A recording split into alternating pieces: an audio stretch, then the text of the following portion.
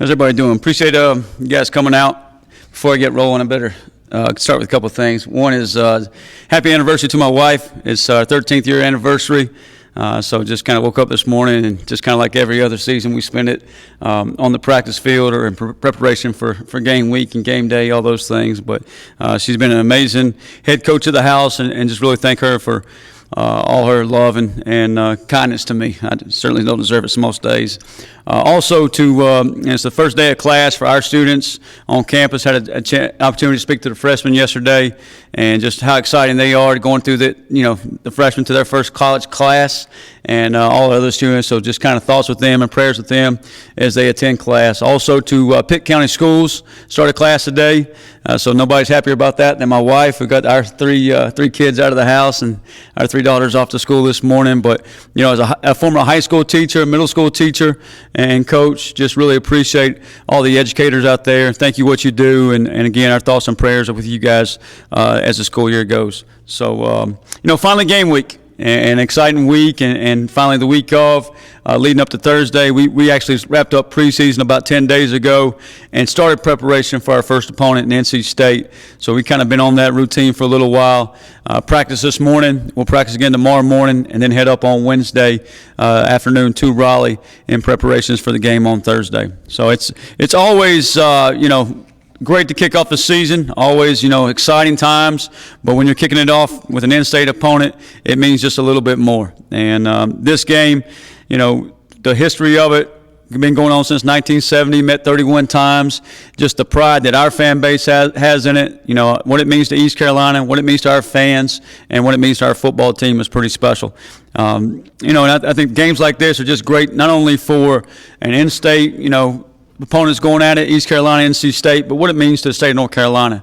And I think it's the highest selling ticket in college football on Thursday night. I think there's about 15 games going on this Thursday.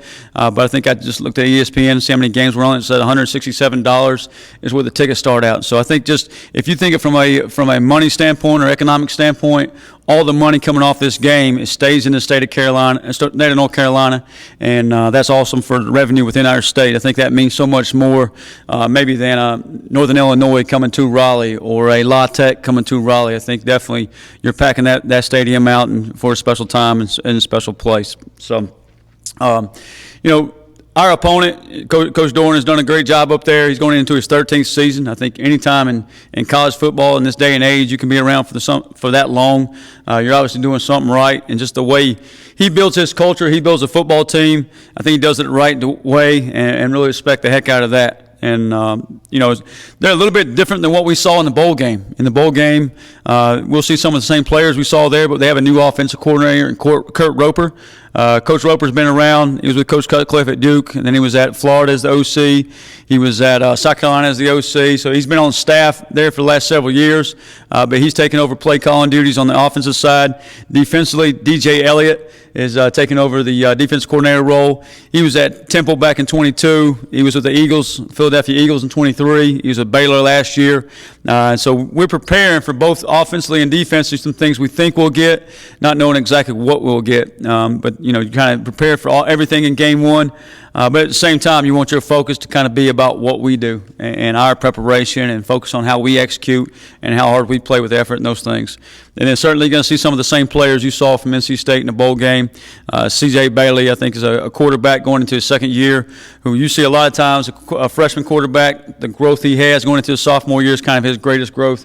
And I thought he's a really talented young man last year and played pretty special at times. Hollywood Smothers is the tailback that they'll start the game with, and I think really good exceptional speed back there, does a really good job on the outside zone plays.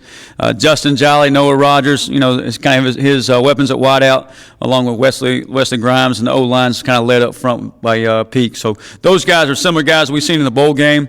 All are back, and I think they have some really good weapons on that side of the ball.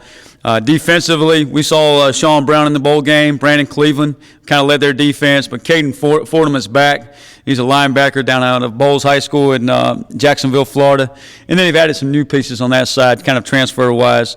A couple guys from our league, Jamel Johnson, Brian Nelson, North Texas and Temple come to play in the secondary. J.J. Johnson from Georgia State will be playing in the secondary as well. So we focus on our opponent. We focus on what they might do and respect the heck out of them.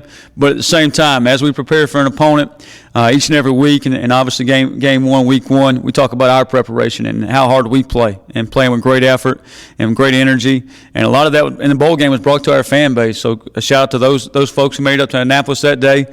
And I appreciate the folks who's going to make it up to Raleigh this week and kind of make that a great atmosphere for our players and a great atmosphere for the game. And then the last piece of it is just, hey, making good decisions. You obviously want to play this and play the execution, but making good decisions. Offensively, defensively, special teams, doing your job, taking care of the football, and playing the call that's called. So, again, appreciate you guys being here, and at this time I'll open it up for questions.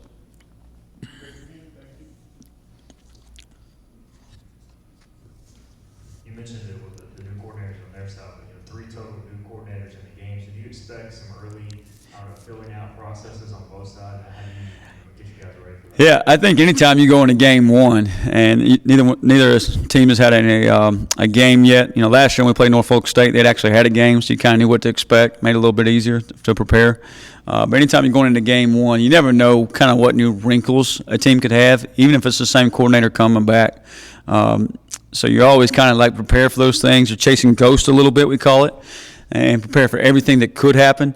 But at the same time, you got to focus on how you play the game and how you're going to stop their bread and butter plays or those things, and that's got to be your main focus. So I think if you will get some filling out, but at the same time, we got to be aggressive with how we play the game and go attack on both sides of the football.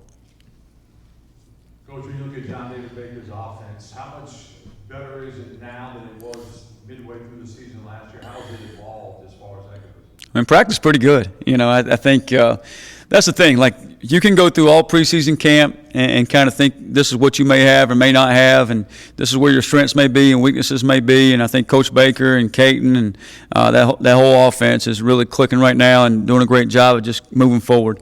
But we got to go do it in a game setting. We got to go do it for 4 quarters in a hostile environment up in Raleigh in an opponent's stadium against another opponent. And we got to go do it that, not just in a practice setting where it's controlled or a scrimmage setting where it's somewhat controlled. We got to go do it on the road Thursday night up in Raleigh. So excited about it. Excited to see our guys go turn it loose. And, I got all the confidence in the world in our players and our coaching staff that we're going to go up there and play the game the right way. Last time it was really both teams getting up on third downs, and I know that was a big part of what happened in that game. What do you tell the guys what they need to do to be successful on third down and how that can change the outcome? Yeah, we practiced third downs last week. We practiced them again this weekend, and red zone as well in different situations that will rise in the football game. But I think one of the keys to victory at the bowl game was we were 14 of 16 on third down. And some of that was Caton making plays with his legs. Somebody asked me, "Are you going to ask Caton to run?" I said, "If it's open and he can run and get a first down, let's go do it." So, we got to have that same mindset, move the sticks, move the chains, and get closer to the goal line with each and every single snap.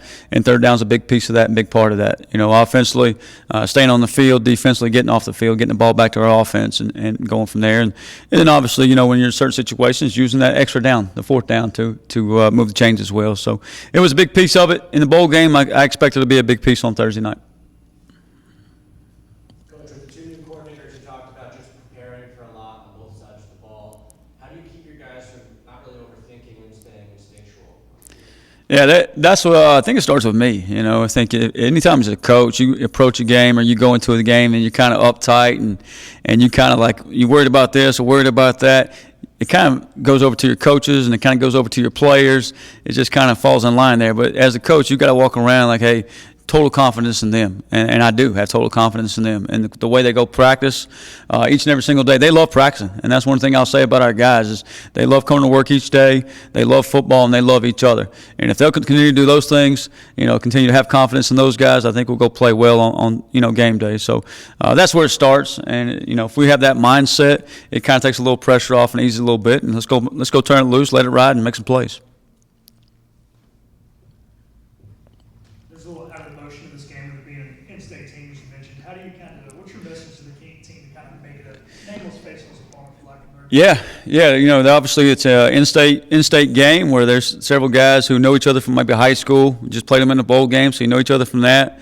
Every time you turn on social media, you see something about the game, so it's hard to hide that from your players and make it a faceless opponent, as you mentioned. But I think that, our focus is always, we're going to prepare for our opponent. We're going to prepare for what they do. We're going to respect the heck out of them because they've done a great job throughout Coach Doran's time there. But we got to make it more about us and our preparation, how we go about our business, how we go about our game, how we practice, how we do things. And if we'll do those things, I think it'll take some of the emotions out of it and just focus on what we do. And that certainly helps at the same time. Coach, as a follow-up to that, do you give us some of your team leaders and say, look, if you hear some chatter going on, or if you see something, you take care of it on the field because we don't want that thing down the hand. Yeah, I think the best piece you can always talk to your players about educating. Hey, here's things that could come up in a game. Whether it's a certain situation that may arise. How the end of the games could go as far as the last two plays of the game. So you're preparing for everything, and that's certainly preparing for that. Control your emotions at the same time. And we talked to our players like, hey, you guys are coaches on the field. All those things. We talked about officials, how the officials may call the game, those certain things. So we got to focus on what we're doing to win a football game. That's got to be our main goal and our main focus, and where our eyes are set on. If we'll do that, then I think the other things are just kind of to the side.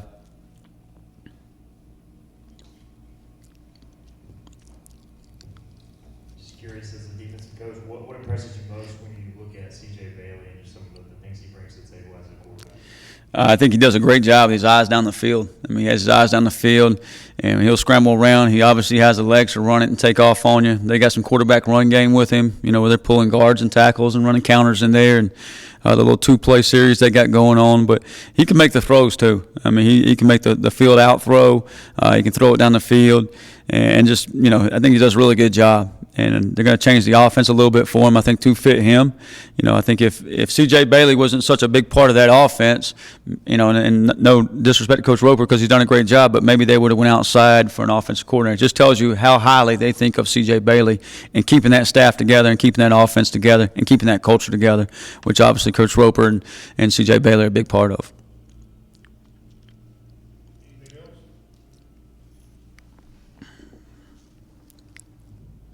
Along those same lines, how do you limit the explosive plays? I know they had a few of those that kind of changed the last time too. Yeah. Closer down the stretch. How do you limit those? Yeah. Well, we want to make sure the explosives are for us and not them, and those good things. And we talk about playing to win. We talk about there's 6 things for us for playing to win, and it kind of covers all of this. And plan number 1 is take care of the football and create turnovers. I think last year we were 130th in turnovers, and I think about 80, 70 something in forcing turnovers. We got to balance that out. We got to make sure we take the ball away from them and we take care of the football, and then win the rushing battle, win the red zone battle, win the explosive play. That's a huge one, and just kind of. Defensively, you got to keep the ball in front of you. And offensively, when you got an opportunity to turn it into an explosive, you got to make that happen. And we talked about it, I think, last week of just guys giving the extra effort to make those explosive plays happen down the field. And then win the red zone battle. And the last one for us is Pirates don't beat Pirates. And those are just simple things of, hey, do what we're supposed to do, stay on schedule, moving the football down the field, and taking care of business. Just with the position battle at kicker, has anybody really separated themselves? Yeah, we are got some really good depth in that room, and I think all 3 of those guys have different strengths. For sure. Noah's kicked in big games for us before and really has a really fast approach to the football, really very accurate inside of 25, 30 yards there. Nick's got a little bit longer leg to him, be his first time kicking for us at East Carolina. So all those guys, Andrew Conrad shows some flashes, have done a really good job, and going to keep focus on those guys for the next several days and just kind of see who will roll out there first.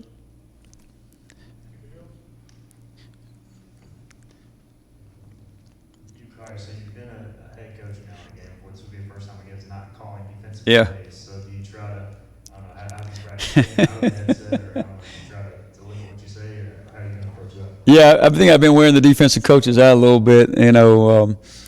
Last year when I was kind of going through the interim stuff and the head coach in the bowl game, obviously was still calling plays, so I'm still running that side of the football. Now, obviously, you're responsible for the whole thing, so you're over there on both sides of the football.